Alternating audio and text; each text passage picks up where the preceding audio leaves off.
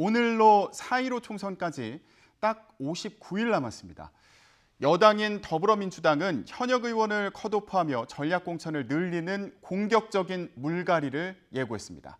자유한국당은 불출마 선언이 잇따르는 가운데 텃밭인 영남권에서 친박 정리, 그러니까 쇄신 작업에 돌입합니다.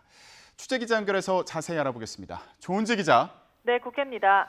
네, 민주당이 어제 8곳을 전략공천 지역으로 추가 지정했습니다. 어떤 의미가 있는 건가요? 네, 전략공천은 경쟁력 있는 새 얼굴을 투입해 반드시 승부를 보겠다는 뜻입니다. 민주당 공천관리위원회는 기존에 지정된 15곳에 어제 8곳을 더해 모두 23곳을 전략공천 지역으로 지정했습니다. 특히 나경원 의원과 오세훈 전 서울시장의 대항마로 누구를 세울지 고심이 큰데 이낙연, 황교안의 종로대전에 이어 동작을 또 광진을을 서울 3대 승부처로 보는 분위기입니다.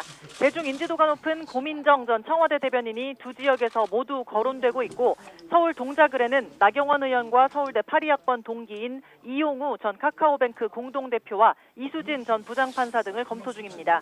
공관위는 또 경기 의왕 과천에도 전략공천을 하기로 하면서 이 지역 의원인 신창현 의원이 현역 최초로 컷오프됐습니다.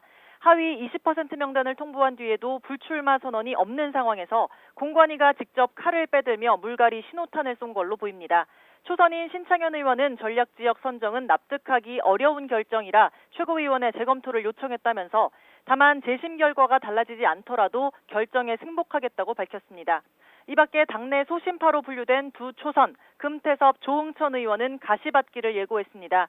조국 전 장관 사퇴와 검찰개혁에 대해 당과 다른 목소리를 냈던 금 의원 지역구는 추가 공모를, 또 조 의원 지역구에선 3자 경선이 확정돼 본선까지 갈 길이 멀어졌습니다.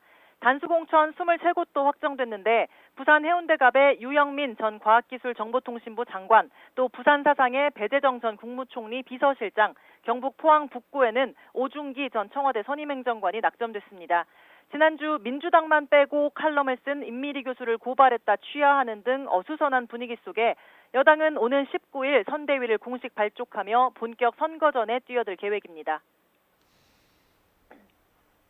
네, 반면에 보수 진영은 그동안 통합 문제로 공천에 신경 쓸 여력은 없었던 것 같은데요. 지역구 교통정리 어떻게 돼가고 있습니까? 네, 먼저 불출마 선언이 오늘까지 계속 이어지고 있다는 게 고무적입니다. 어제 원내대표를 지낸 삼선 김성태 의원이 문재인 정권을 끌어들인 원죄, 또 보수 우파 분열의 원죄를 떠안겠다면서 백의종군할 테니 통합하라고 한 데 이어 오늘은 서울 송파갑 재선 박인숙 의원이 불출마를 선언했습니다. 조국 사태 때 삭발을 했을 만큼 투쟁력이 돋보였던 의원인데 여성 정치인으로서 한계를 느꼈고 또 보수 통합의 성공을 바란다고 설명했습니다.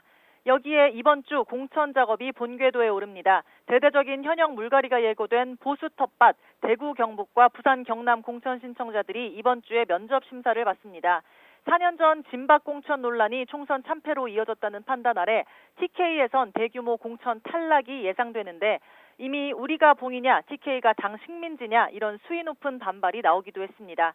낙동강벨트로 불리는 부산, 울산, 경남 PK는 이미 7명이나 불출마를 선언해 전력 누수가 심한 곳입니다. 이런 가운데 홍준표 전 대표와 김태호 전 경남지사 등 지도자급 인사가 출사표를 던져 이래저래 교통정리가 어려운 상황입니다.